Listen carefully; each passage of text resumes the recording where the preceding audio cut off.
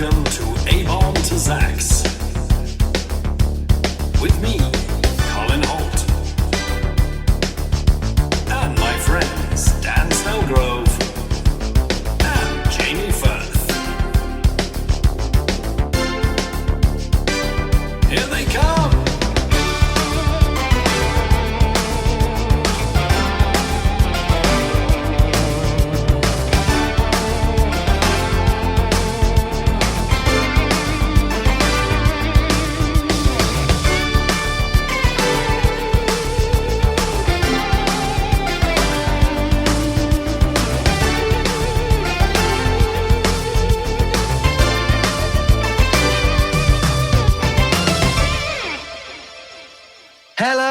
Hello, welcome back to abombtozzzax, the show where we go through every single Marvel character of all time. It's so exciting. We're still in the A's. We're still on character number 4 so far, but we're having the time of our little lives. We really are. It's a good Friday right now, a very good Friday. So there's a lot going off. I've got the kids playing Street Fighter upstairs.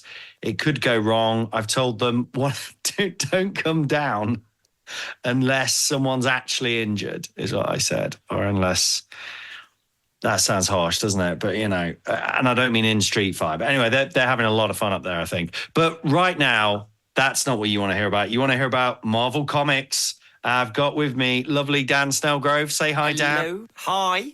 Dan is our boffin in the corner because he did a physics degree 23 years ago. Yeah. And Jamie Firth, hello. Our hair director, not a director of hair, I mean in a German way. I don't know why. I could be a director of hair. You could be you've got luscious locks, lovely silver locks. Dan has no hair, but a lovely thick beard. Thank you. And I am somewhere in the middle. So it's a real smorgasbord of hair suggestions today. What's a diverse bunch? And what a diverse bunch. All white middle-aged men. What a diverse range of hair going on. Incredible. So we're going to talk today about the Absorbing Man. Oh, I love this guy. I'm going to say it straight off the bat. I love Carl Crusher Creel. I like that he's got Crusher in the middle. Sort of unnecessary. Carl Creel's already a pretty scary name. Yeah. Add the Crusher and, you know, we're in trouble. So what we thought we'd do, because I was giving the guys a lot of comics to read before, we're going to go through 3 comics that I have curated, starting from near the beginning of the beginning of his journey, his origins, somewhere in the middle, and then at one of his most recent appearances. We're starting with 114, Journey into Mystery, issue 114 of Journey into Mystery by Stanley and Jack Kirby. Classic 60s, first ever appearance of Absorbing Man. So, who wants to jump in there? I've got a lot of thoughts. Dan, did you enjoy 114 Journey into Mystery? Well, I have to say, like, right from the front cover, it's a strong start. It says, the start of another unforgettable super epic. Oh, wow. So I was excited straight off the bat, you know, reading Wonderful. that. Yeah. You know, They don't muck around. I like that they're just proud of what they're doing. That, you know, Arnold Schwarzenegger said recently, do your work and then advertise. Don't be afraid of it. There's no point. They're not going to sit. They're not struggling artists in the garret, are they? They're telling you, mate, this is the best thing you could ever read. Yeah. It's a super epic. I agree. Don't hold back, you know.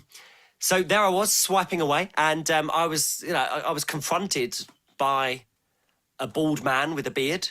Yeah. With blue eyes, and obviously there was a strong connection straight away. Good casting.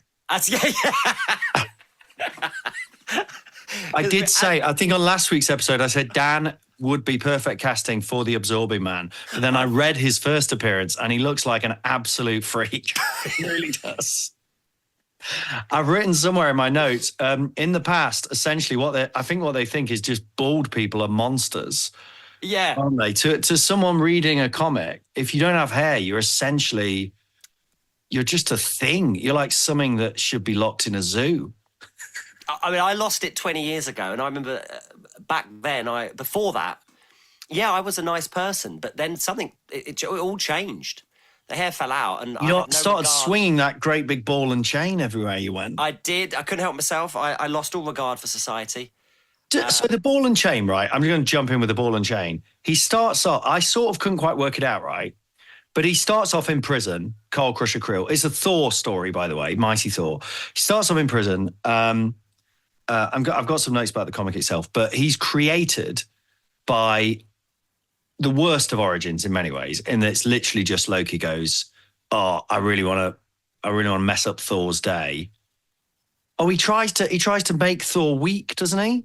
At the start, and then it just doesn't work. But they don't really say why, it just doesn't work. And he goes, all right, well, if I can't make him weak, I'll make someone else strong. And then he finds a man in prison, Carl Crusher Creel, absolute monster, and gives him powers, and he becomes Absorbing Man and escapes, and the rest is history. But he has a ball and chain. So Absorbing Man's powers does what it says on the tin. He touches something, and he takes on its powers. Well, Although he doesn't have to touch it, does he? That surprised me. We do need to really dig into that, I think. We're going to dig in. The question I'm trying to ask is, what's the ball and chain? Is that connected to his leg? Is it like an old school prison? Because this is the 60s.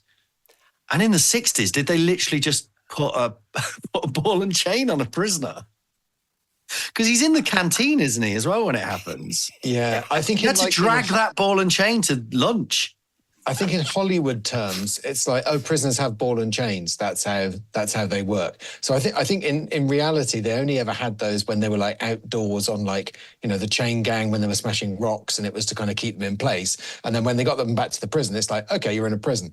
But the logical extension of it in the cartoon universe, the comic universe, is that, yes, oh, they have those on all the time. They just wear those. They wear them for lunch, going for a sandwich, just going to drag this ball and chain down to the old canteen. So with the ball and chain idea, but also he can sort of lug it round, can't he? Like it's a kind of, but is it still attached to his leg? Because you can't swing it if it's attached to your leg, presumably. It's a pretty long chain. Yeah. Does he liberate it at some point? He liberates, but he keeps it. Yeah. It's like a symbol of his freedom, I guess, isn't it? The thing he carries with him. I like it. It means a lot, that ball and chain. So with the chain, I go on, just out of historical interest, does anyone know, like, if Jamie, you think you had the ball and chain there, so it was like a heavy ball and chain, you'd just be weighed down on the chain gang while you're so it would keep a prisoner into the ground, digging. Yeah, it would digging / chopping into the ground, as it's known. It would keep a prisoner in his place while he was doing like a menial job. He couldn't move like from the spot, but I guess he could move in like a radius of like a meter or two. It's insane that people create these things. I had a bit of stand-up once about the halberd, which is a weapon which I'm sure you know, Dan, which you can use to like, it was used, it's like a spear with like a little hook on it was what got me. There was a hook. So you could stab people with it, but also the hook was to like get under someone's leg while they're on a horse and rip them off the horse. And it just occurred, you know, that someone had to sit down and work that out and measure it and, you know, like work out in a sort of like disconnected, oh, I'm just doing my thing, you know. And someone similarly had to work out what weight do I need to put on this chain to stop this poor man escaping from digging into the ground. I have nothing but sympathy for Crusher Creel. At this point, it does change in the middle, I'll say. Anyway, let's jump back to the story. So on the cover, you love the cover. I think it says this on the cover, the stronger I am, the sooner I die. Couldn't quite work that out.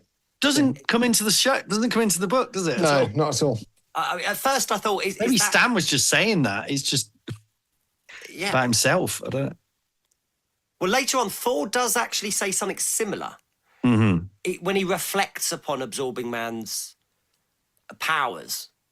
Because Absorbing Man could absorb Thor's powers. Okay. Well, he doesn't. This is right. He the doesn't powers, absorb them. Okay, let's talk about the powers. He replicates, doesn't he? Because the person still keeps the power. So it's not like an absorption, like a stealing thing. It's like a replication. But I don't know, replicating man maybe is not as core. Replicating man. I mean, Absorbing Man as a name, is that a good name? I mean, I kind of love it because it's got a kookiness to it, but it's not strong, is it, really? I mean, scientifically, it's not doing really what it said. Absorbing does make it feel like, he's more like copy-paste man. Yes. which isn't such a brilliant title for him. Well, like he reflects the powers of other people, but he doesn't really absorb them. Copy and paste, man. Otherwise, he'd take them away. What about like suggestion man? Like suggestion of a like an odor. Hint of man. Hint of metal. Copy and paste was better, Jamie. My jokes were really bad there. But he can't. It's not that he has to touch it. He just has to be near a thing, and then because the first it happens, he actually gets really strong as well, doesn't he? First, I think. I don't think he absorbs anything first, and then they shoot him straight away. No, just like fuck it, kill him. No, they don't. He's broke his ball off. Fuck it, kill him now. Shoot him. The prison guards, if I'm remembering this right, but he just immediately turns into the bullets. Yeah, in the actual comic, I'm just having a quick look. He doesn't absorb the power of the ball and chain. He absorbs the bullets. So he turns into steel only when the bullets hit him. So he immediately absorbs them and the shells bounce off him. Bullet hitting a bullet? Yeah, basically. Would that work? Do we know anything about bullets? We don't. I think we need to do more of a deep dive on this stuff, don't we?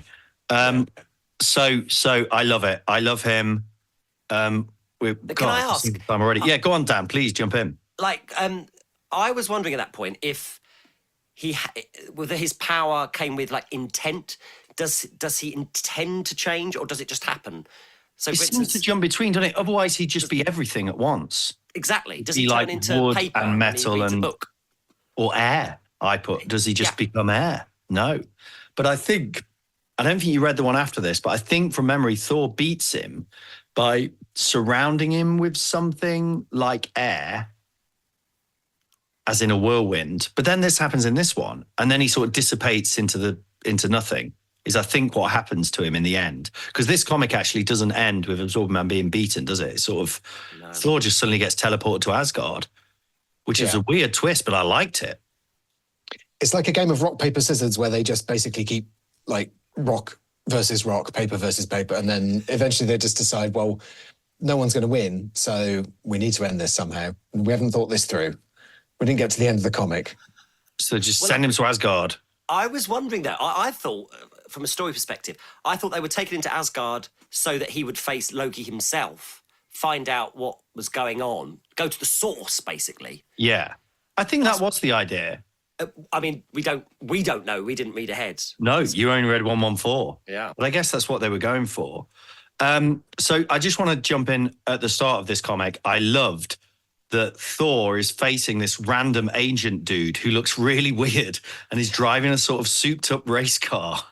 And I don't know who he's meant to be or why, but he's just mad as a hatter and screaming at Thor. And there's a brilliant line where he just says, I'll give it one more try. I think he shoots him and then goes, I'll give it one more try. And if it fails, I'll have to use ... the grenade, which I loved. And there's no explanation. It's just Thor's just started fighting this agent he's called, but Thor is very pacifist. He's very innocent. There's a bit where he says, I must never cause bodily harm with my hammer. It's like, you can't take a hammer into battle. And so, going back on what I said to the halberd, it's very bad engineering, isn't it? I've got a battle hammer, but can you just make it so it can't ever cause any bodily harm? This is not the Thor we've come to know, who's he can be quite violent, brutal. Presumably he's not hammering nails in with his Mjolnir. Well, it's just an actual hammer. No, I don't think that would work, would it? It's like a big stone hammer. Anyway, I also like he said the line, escape from Thor is inconceivable. Surrender now and spare yourself possible injury. It's possible because I have promised to be quite dainty with my hammer. But there is a chance I might drop it on your foot or something. No. Accidents happen. I'm a man with a hammer. I'm not going to use it to hurt you, but it's still a hammer, so you might run into it or something. It's really heavy. It's really heavy. It's a terrible weapon. I think he's quite Jesus-like in this. But that line made me think of a tax return ad. Those adverts where it's remember to do your tax return or you could face a fine. Feels like he's saying that, escape from Thor is inconceivable, surrender, or you may have possible injury. Anyway, so yes, sorry, I've written here, there's so much stuff. It was great for my ADHD. I loved it. Dan, there's a thing called a subatomic space distorter. Is that a thing? I do not believe that currently exists in today's world, I'm afraid. I think someone just gets one out at one point. Yeah, there's been some words. I did check them up to see if I missed them in my physics lectures. No, I think some of those words along the way are made up. Yeah. Okay. And I'm fine with that. I'm That's fine. I've got that. They say he's strong as a bull and twice as dangerous. Yeah, They've done the maths on it. I love the maths at the beginning of this. Because doesn't he actually? It's actually a clarification, isn't it? They say, "Oh, he's twice as strong as a bull," and then they say, "Well, I think you'll find he's actually 1,000 times more dangerous as well." Which I think someone does say that, don't they? They say he's twice as dangerous. Someone else says, "Hang on, more like a bloody 1,000, mate." I don't think he says bloody, but yeah. So great, wonderful stuff. I've got a couple more thoughts, and then I'll hand over to you. What I love is the journalist who pops up. So Thor. Did you like this journalist? That's my favourite bit. Thor finds out about, so the absorbing man has escaped from prison and is causing havoc. I don't really know what he's doing particularly, is he? Does he rob a bank maybe or something? I don't know, but he's just causing chaos. And so, but the way Thor finds out, Dan, do you want to explain this? I mean, my favourite bit is what the journalist says. Yeah, go on then. But he's the journalist. So I've got a bit that, Thor is in his human guise as a doctor. So he was a doctor. Did you know? I don't know if you knew this, guys, but he was called Dr. Don Blake. And in early Thor, which I quite like, is you don't really know, is he Don Blake sort of with the power of Thor, or is he actually Thor? It takes a while for them to really decide. Anyway, but a journalist comes in with a broken arm because he slipped on a banana peel. Is this what you're going to say, Dan? No, it's a later bit. He slips on a banana peel on a way to get a train, to report on an incident that's going on with a superpowered villain. So it's like the only reason Thor knows about the Absorbing Man is because a journalist was on his way to find out, but then slipped, broke his arm, and then went to a doctor because he broke his arm. It's wonderful. Wonderful explanation. And then he fixes his arm, and he just goes, "I'll drop you a card from the Black Mountain swamp area." Yeah. Where I am going. I'll keep you posted where I'm off to. Yeah, it's the Black Mountain swamp area. For some reason. Is there a train to the Black Mountain swamp area? What time does that There is, because Thor flies past it and he goes, "Oh, I'm flying past the train that journalist is on." He says it to himself. Oh, it's wonderful. So much fun. Dan, what did you want to say about the journalist? I felt sorry for him. He does not have a happy time throughout this episode. But, okay, he doesn't have a happy time, but he comes prepared because he turns up and the fight is raging between Absorbing Man and Thor, and the reporter's there hiding behind a rock and thinks, "Oh, I need to do something." And then he thinks to himself, "Of course. Luckily, I brought some of these dynamite sticks with me in case I needed them." And then just starts chucking dynamite. Like, why does this journalist pack dynamite on his trip? And where did he get the dynamite from? I was going to take a box of dynamite. He's got pad, pen, my briefcase. I don't know what else a journalist would have then. I mean, nowadays a laptop, but obviously this is the 60s. Box of dynamite, just in case. Oh, there we go. Couple of snacks, bottle of water, and a box of dynamite. Whoa. But then doesn't he get battered by Absorbing Man? In my head, he keeps getting continually like beaten up. Like he's already broken his arm. It's just like this poor victim character. And then they sort of beat Absorbing Man, but it's very confusing because they sort of, whether he's sort of copying his powers more than absorbing him. I think it gets more clear as the years go on. Last thing I want to say, he doesn't need a costume. Just got his trousers. Doesn't need one because he's so cool. He's got his stubble and his bald head. Beautiful. And there's one shot where it's just his head. It's like 3 pounds. This is where Jack King Kirby, you may have heard of before. Him and Stan created all these brilliant characters. And there's just a shot where it's just 3 panels of his head doing like this doing 3 expressions. And I think it's beautiful. Just see him going, just the realization that he's got all this power and he can fuck anyone up. It's great. Oh, I said I wouldn't swear on air. Okay. I love him. He has the facial range of Greg Wallace, I think. It's sort of... Yes. Is he from MasterChef? Yes. Okay. Do you mean, is that just because he's bald? I mean, predominantly, yeah, but also that he has like 3 set expressions that he sort of switches between. And then, so he's sort of confused and then like really happy and then like just waiting for your next comment. And that's what Absorbing Man goes through. Is that Greg or Absorbing Man? That's both of them. That's both of them. Okay. There's a bit where he's got like one eyebrow raised and sort of like, you know, just realizing the possibility of having this power. He can do anything. I don't even know, does he understand how he's got it? Because basically Loki has spiked his drink, like from another dimension. There's like a ghostly hand that's dropping like a pill or like a potion into his drink in the prison. So I don't know what does he suspect how he's suddenly got this power? Now he's suddenly... He just immediately runs with it, doesn't he? More deadly than a bull. 1,000 times more deadly than a ball, can sort of absorb stuff or whatever. And he just, I'm going to take my ball and check. Yeah, I like that about him, though.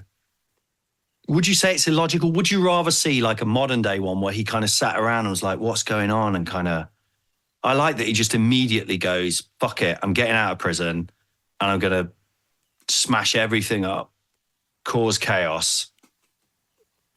I mean, Crusher. I mean, that's what he can now do more crushing. Yeah. Like loads of crushing now. He can crush anything and anyone pretty much, including Thor. So any other thoughts on that before we move on to the next one, Jamie or Dan? No, because I'm desperate to move on to the next one.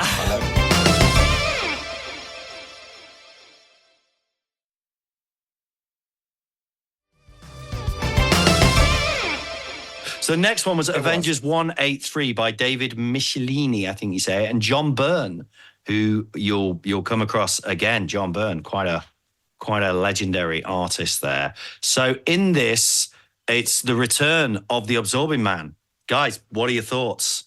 Jamie, you've got a lot to say about Avengers 183, I believe. It's from a good 12 years later, something like that.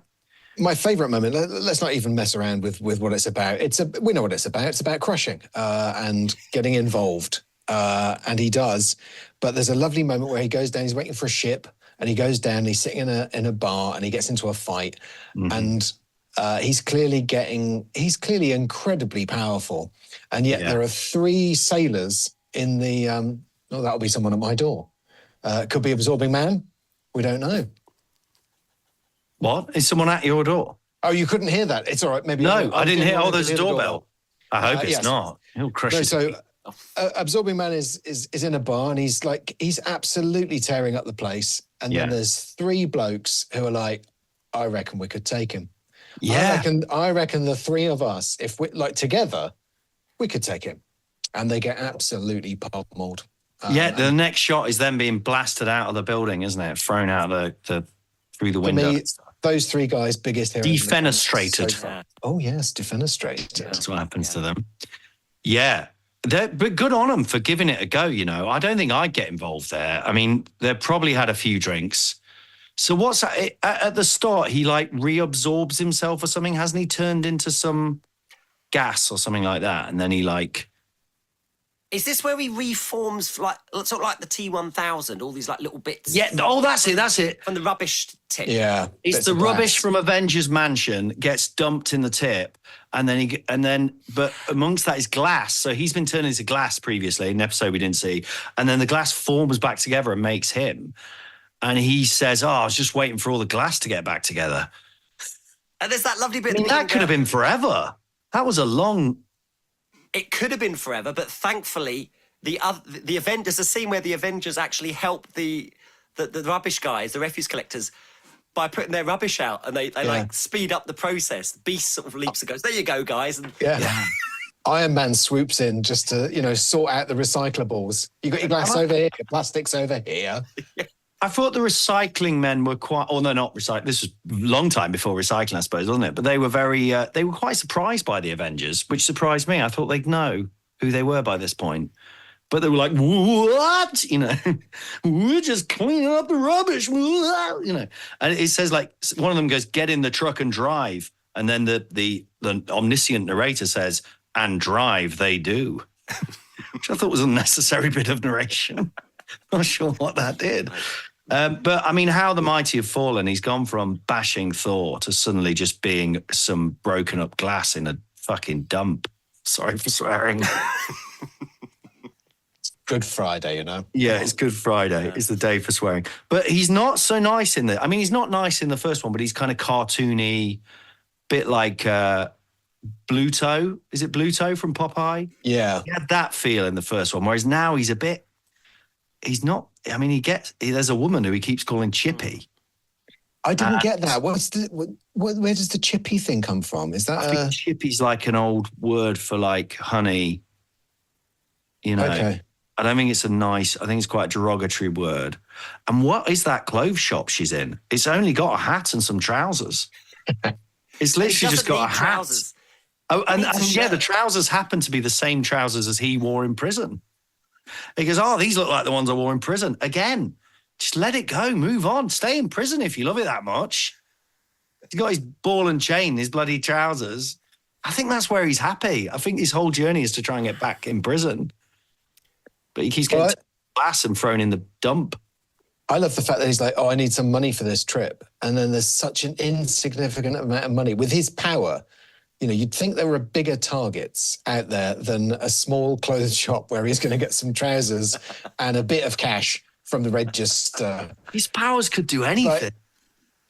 Yeah, but I reckon I can spring for a ticket on a boat. Yeah. Yeah. Doesn't he say we can't afford seats or something, but we can get in the cargo or something like? Yeah. But he drags her with him, the lady, and she looks like a sort of what would be like, was this in the 70s maybe, like a 70s yuppie type cat, you know, or like she's got a kind of jumpsuit and those big glasses, you know, and she's in this shop. I thought it was quite unpleasant.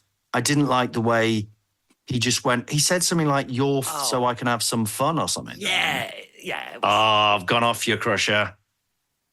Yeah. I don't like this. I think he says something about, doesn't he say, I'm taking you with me because everybody gets lonesome. Oh, you creepy man. Oh, Crush. I don't like this characterization of Crusher. I don't think he would. I know he's into crushing. He was having a bad day. I don't think that's an excuse, but yeah. I don't think he does anything to the woman. I don't think. But then the poor woman is just dragged along and he gets in a taxi and the taxi guy goes, hey, I'm waiting on a fare or something, doesn't he? And then he's like, shut up and just, you know, drive, shut up and drive. And she's coming with me. A taxi driver does nothing. He's not like those three sailors who step in. No, taxi driver's like, I'll take you. That's fine. It does remind me of a guy doing that in Nottingham when me and my mates went to get a taxi. And this guy just like got in front of us and he went, oh, I'm booked, mate. And he went, shut up. This bloke did. And the bloke did look like a Absorbing Man, to be fair. He was huge. He wasn't shirtless, but he had that face, that big, scary bald head. I don't think it was him. I doubt, I mean, A, he's not real. And B, if he was, would he be in Nottingham? Probably not. It was a scary moment, but it reminded me of that. It was it was a Proustian moment. So he bumps into Hawkeye, and Hawkeye starts fighting him.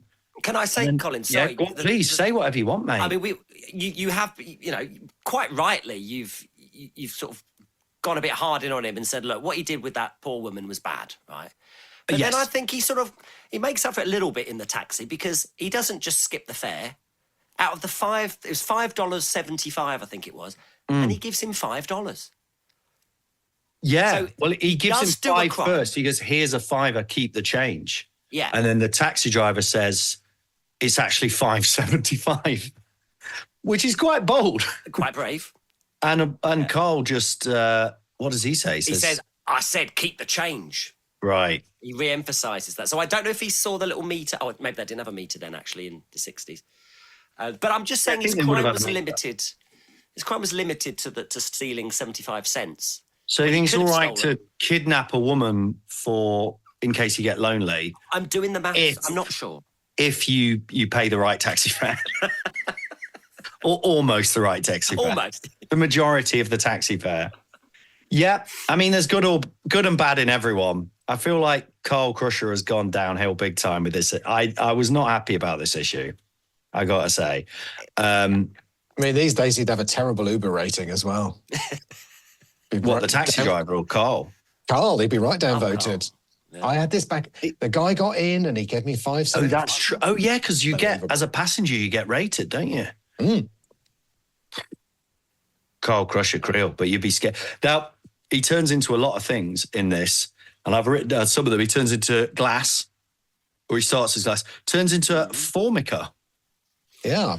Formica, which is like something you get in a diner. Yeah, well, he's in the this is my favourite bit. So he's in the bar and he's touching the like is it formica? I think it's like Is it formica? and it's like a hard sort of acrylic type thing that you like a plasticky thing that they cover things with, and he turns into that, but he doesn't really do anything with that power. He just turns. Because it probably into a break bit. quite easily, would it? Or just bends or. Yeah, and it looks terrible and it goes out of fashion very quickly. It Are all ages his organs made out of formica at that point, do you think? And like working? Is it just the Is is his it the heart outside like- layer that changes the whole thing? I think all of him becomes it. I mean, it's magic, isn't it? So your science is no good here. Really? Yeah, nothing to add to this. If you can just give someone a potion and they can just turn into formica. Anyway, I got excited earlier and jumped ahead to this bit, but now we're at this bit. Okay. I can say that these three guys, these sort of like sailors that are just in the bar, are like, Lordy, now I recognise that. No, hang on, let's give them a better voice. Lordy, now I recognise that Joker. He's the absorbing man. You mean that psycho who keeps hassling Thor? Come on, guys, let's save the Thunder God some trouble. That jerk's big, but can he take us all on? It turns out he can, because the next frame is them being chucked out the window, which they really should have seen coming, to be honest. What a lovely bunch of lads, though. Yeah, there they go. What a lovely bunch of lads, really. And they could have helped that poor Chippy from a lot of trauma experience. Good on him. And let's save the Thunder God some trouble. I wonder if at this point he's still trying to avoid causing any bodily harm. I don't know. Also, where do you hear about that? Like, oh yeah, I've heard of the Thunder God. He's been having a lot of trouble with that guy. He's quite gossipy. Where isn't is he? this? In the papers? I guess so. I mean, if any of this was real, everyone would just be talking about it all the time, wouldn't they? Well, they'd be trying to keep track of how many different feuds there were going on. Yeah. I'm surprised one of them's like, isn't that the guy with the Thor God? And the other guy's like, oh, I don't know. No, isn't that the guy that has the thing with Hawkeye? Or is that the dog? I can't remember. Where are we? You'd feel very, as a human being, you'd be quite vulnerable and shook, wouldn't you? You'd be like, I don't know. You'd either embrace it and be like a fan and obsessed with all of them, or you just feel like, what's the point? The world I guess it's like, when, things like social media come out and you're like, oh God, I'm done with this. I can't keep up. Be like that, but with superhumans. Well, of course, the X-Men and old Magneto and all that. This is what it's all about, isn't it? That is the different idea, isn't it? Perspectives of how to deal with these mutants in society. Well, I don't want to jump ahead. No, let's not jump ahead. We'll come to that. So anything else? I've got the line, I took too much Dramamine. Don't know who said that. Someone said that at one point. Oh, yeah. He also turned into a tire, which was adorable when he started bouncing around. That was lovely, yes. He turned into a big tire and bounced over a wall. That was lovely. But he was still dragging the poor woman with him. Didn't have his ball. Did he have his ball and chain? I can't remember if he had it. I'm not sure if he did have it. Probably got rid of it by that point. But also, he turned into the power of a ship's turbines. I loved that, yeah. Yeah. The awesome What does power that of the mean? boat. Does he say something like, what's the matter? You never seen a man with the power of a ship's turbines before? He's kind of... No. He turns red, which I'm not sure how that reflects on the turbine. Yeah, it's just general But he's also sort of turbine metallic. He's power. like with like rivets and like metal panels. But I thought it was lovely that he says, I never wanted this. All I wanted was to go away and be left alone. ... But if you won't let me go without a fight, then I will fight, and I won't stop until this harbour turns red with Avengers' blood. Oh, good line. I mean, I wasn't Good line all that for Dan. bothered, but now I'm very bothered. That's a great one. Yeah. Good line for Dan. Yeah. Do we want to hear that? Do we want to try that, director? Oh, blimey. What was the... You want to give it? It's quite a long one. That is a long line. Well, I'd take it. I ain't gonna stop until this harbour runs red with Avengers' blood. I ain't gonna stop till this harbour runs red with the Avengers' blood. good. Yeah. I mean, I was You've got really the trying part. to remember it as a... No. Yeah, It's me or- there's a lot of memorying. It's me or Greg Wallace, as it turns out. I thought I was a shoo-in, but Greg's... I think it would be Greg. brilliant. Greg has been in earlier, so I mean, I can't promise. Oh, I I'm can't make any sorry, promises. Dan. That's awful when you go for an audition. You're like, I literally look like him. What have I got to do? What else? I brought a ball and chain. Yeah, I can copy and paste other people's powers. What else do you want, mate? You feel very confident walking into the casting room, and then you walk in, you just see Greg Wallace on his way out, and you're like, oh. You know, sometimes people, this is very arrogant, but people have said that to me. They go, You "No, look you're like Greg Wallace." Colin, I might as well not bother." You know, they say I look like Greg Wallace. People say that to me, and I think, but no, I won't get it. And then I don't get it. But it's not good. Maybe they're doing that deliberately to sort of undermine me. Do you know what I mean? So I then go in and go, I've already got this. And I don't in any way try in the Mind casting. games. It's just mind games, guys. Right. Jamie, we don't have very long, do we, Jamie? Are you all right to hang on for 10 minutes? Of course. Oh, wonderful. Well, listen, let's go to the final comic and then we'll do... So Patreon listeners, we haven't set up the Patreon yet, but I'm going to put some extra on. So one of the extras is going to be from the Marvel Valentine special featuring Absorbing Man. So for your Patreon listeners, you're going to get an extra little bit of episode if you sign up. But more on that next week. But hopefully by this point, all the episodes will be out. So the last one of these three is from Black Bolt number 4. I didn't write down who wrote or drew it, but they were both very good. But I'll put it in the notes. Did you all read this? Black Bolt number 4? Yeah. So we've jumped ahead. God, like nearly 60 years, is it, since Absorbing Man was created? Wow. Still looks basically the same, just walking around in his prison trousers, top off, bald head, but a lot has changed in many ways. What did you think of this issue? This is your modern taste, so this, you know. What a setting. I mean, he's back in jail. He's back in a type of jail? A space jail or something. A space jail with the jailer, this awesome, powerful thing out there. Maybe a cosmic thing? I don't know. Cosmic thing. And all their powers have been... they've had their powers absorbed and properly absorbed. Like, not just copy-paste, but like cut. Yeah. They've used So the he right function. just control Z? No, I think that's it's... put it, but that's Control paste. X. Control X, of course. That's it, yeah. And it's him and Black Bolt. Do you know anything about Black Bolt? No. No, Jamie? No, nothing about Black Bolt. Well, we'll come to him when we come to him. But what did you get from this issue, specifically about Absorbing Man, but just the issue in general? What did you think of it? It's kind of his origin. It's like a retelling of his origin, isn't it? I thought he had there's a lot more to him insofar as, like, I don't think he was just crushing. I think he was almost, like, he came out as a bit of a leader. Like, he got Black Bolt to do what he had to do. He was, like, telling him to do the thing, and Black Bolt had to... He kind of put Black Bolt in his place, because I think Black Bolt's, like, is he royalty or something? Yeah, he's a king, an actual king. And I love the line where he's a king of the Inhumans, who are a sort of secret society of superhumans that have existed for millennia in their own little sort of cut-off society. And I did like the line where Absorbed Man says to him, "You don't drive, do you?" And Black Bolt says, "We have flying vehicles where I'm from." That was quite nice. Or we get driven in flying vehicles or something like that.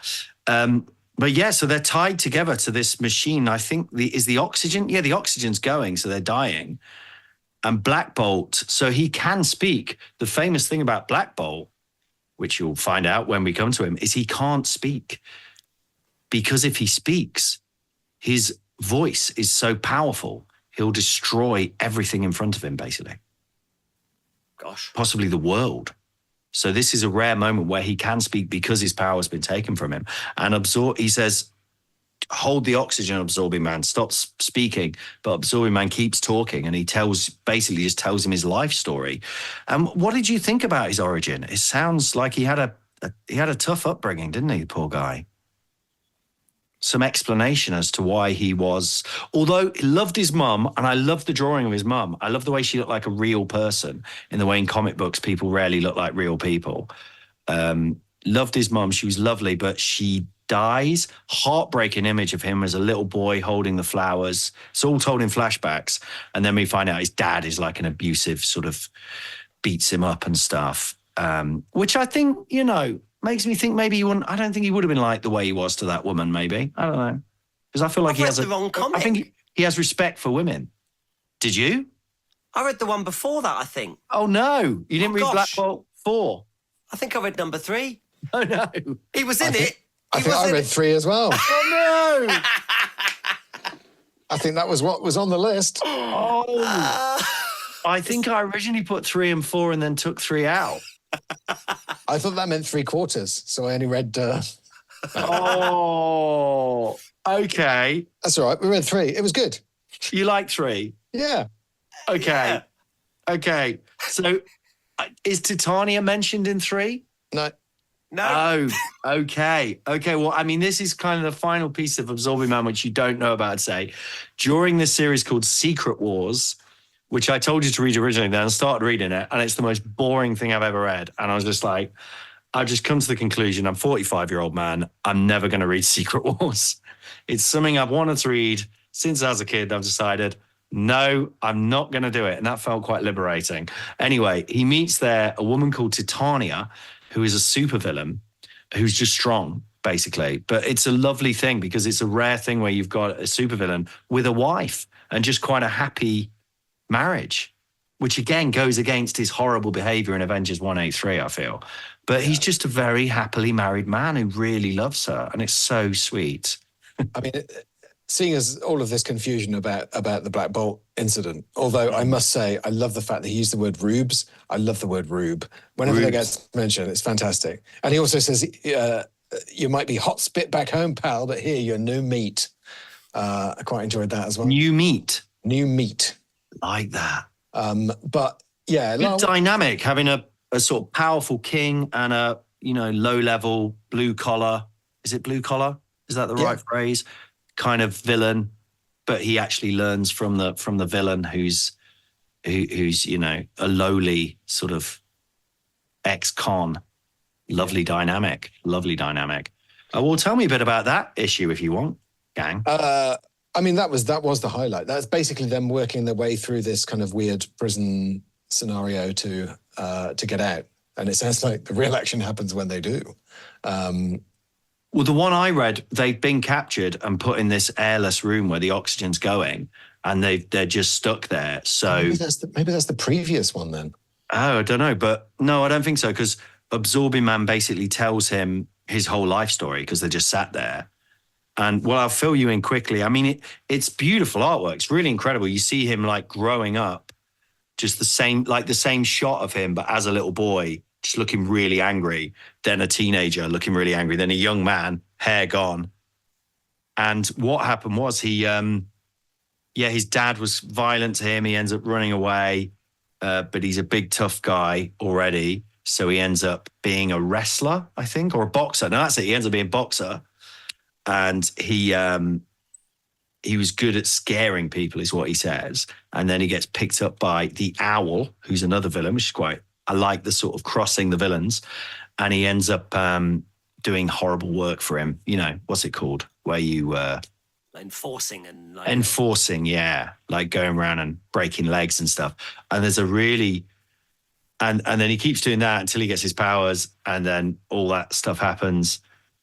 And there's a lovely bit where he talks about how Aunt Betsy who he lived with, was robbed by the banks, and I actually had her home taken away. And he said, "Why are they any worse? Why are they any better than what I do?" Kind of thing. quite Brechtian.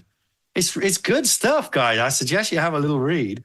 And there is a line where he says, "My costume consists of not wearing a shirt," which I thought was quite funny, quite knowingly, you know.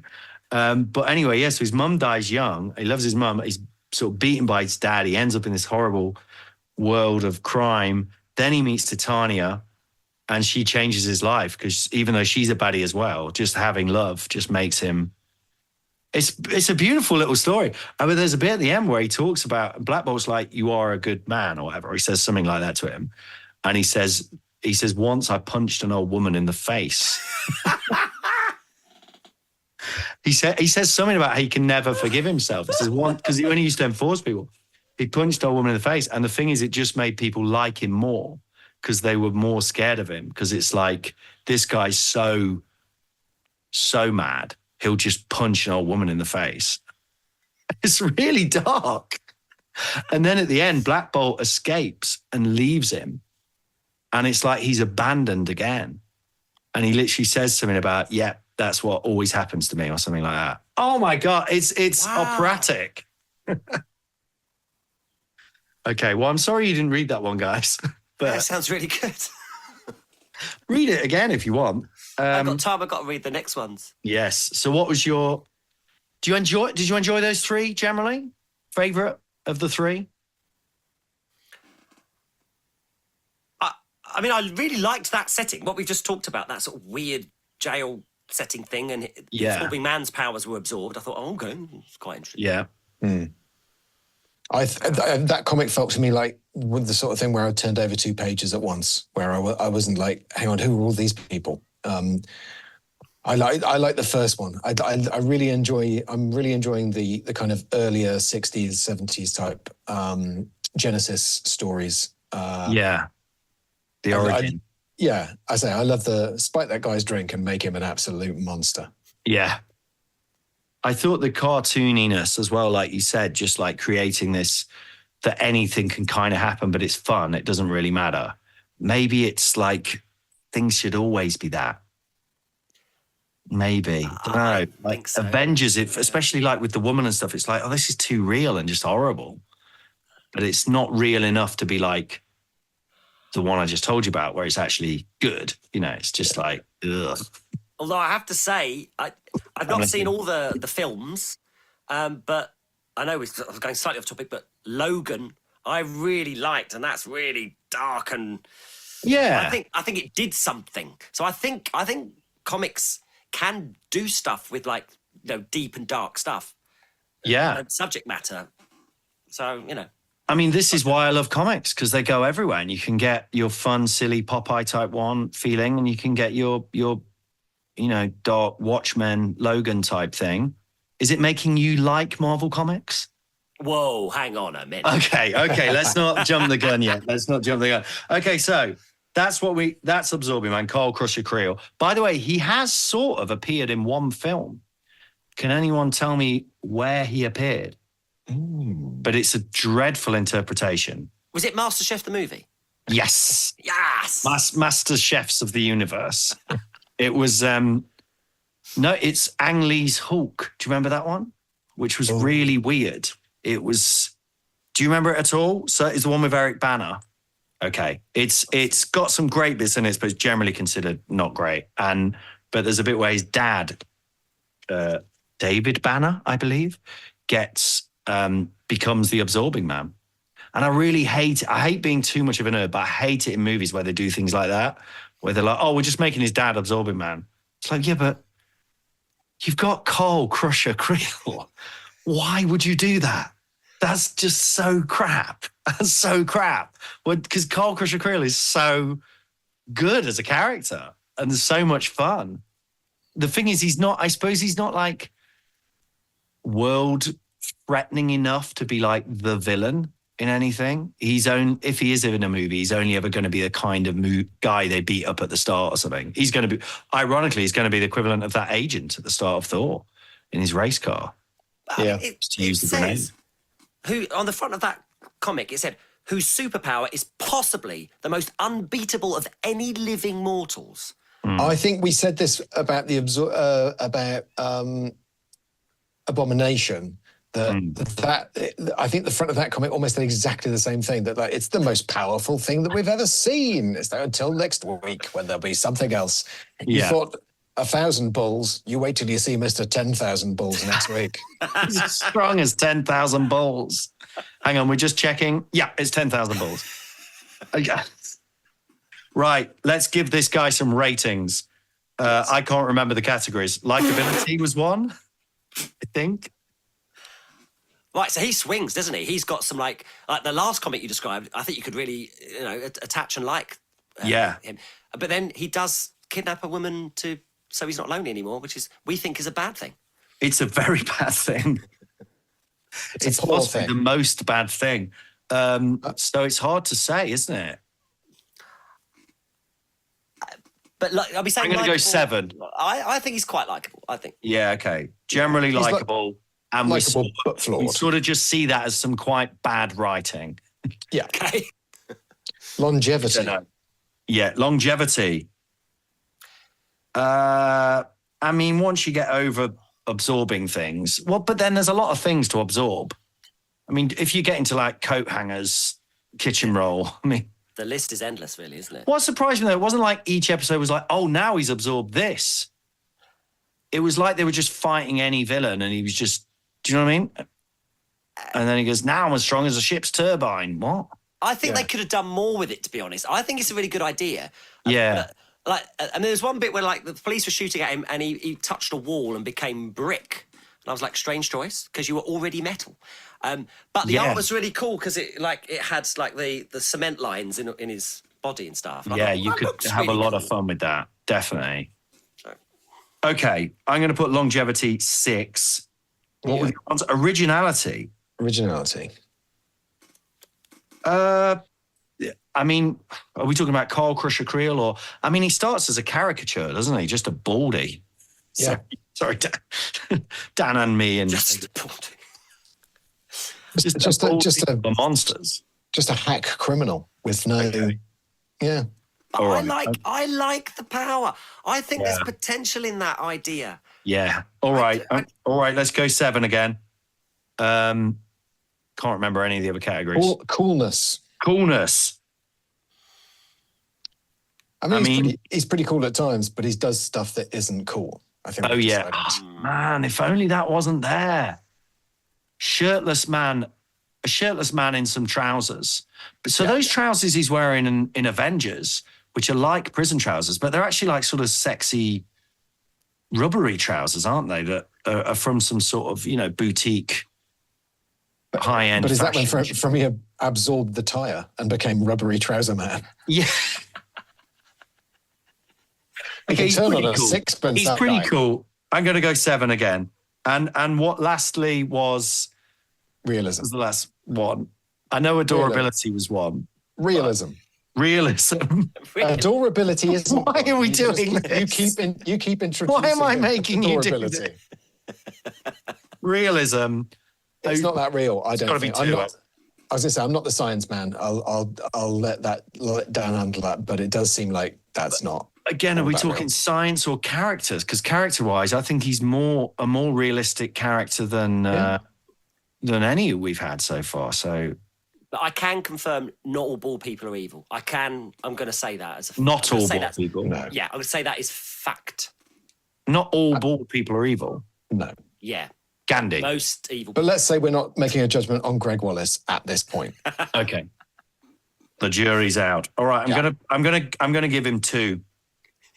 And then finally, adorability. Oh. I mean, from the first one, I'd go high for that. Do you know what? I did think maybe the last category is something different for each character. Wow. But that doesn't make sense, does it? I don't think it does. I don't think any of this makes sense. Right, I'm giving him 7. Okay, so I haven't got the other figures in front of me, so I'm gonna say he's in the lead. I think he's in the lead. Yes. I think so. So it's Absorbing Man, AIM, Abomination, A-Bomb is the current list of the greatest Marvel characters. Now, a little heads up, just to get through the list a little bit quicker, not that we're just trying to get through, because it's the journey, not the destination, of course. But I'm going to put some together, as I was saying to the boys earlier. So next week, it's going to be Abyss, Achilles, and Adam Destine. So when we get some minor characters like those, because I looked for them and literally only in about 5 issues. I keep saying episodes. So we'll just lump those useless pieces of crap together. But Abyss is in one of my favorite comics, which is the Age of Apocalypse. That's where he first appeared. So that's quite exciting. So we'll find out about that later. And please go on our Patreon. We haven't quite set it up yet. If you want to listen to my other podcast, I've got the Animan podcast and Into the Neuroverse. You can join my Patreon, patreon.com/Colin Holt, but we're going to set up a separate one for this, which is going to have extra episodes on, one of which we're about to record in 1 minute, which is the Marvel Valentine special. All right, goodbye, everyone. See you next week. See ya.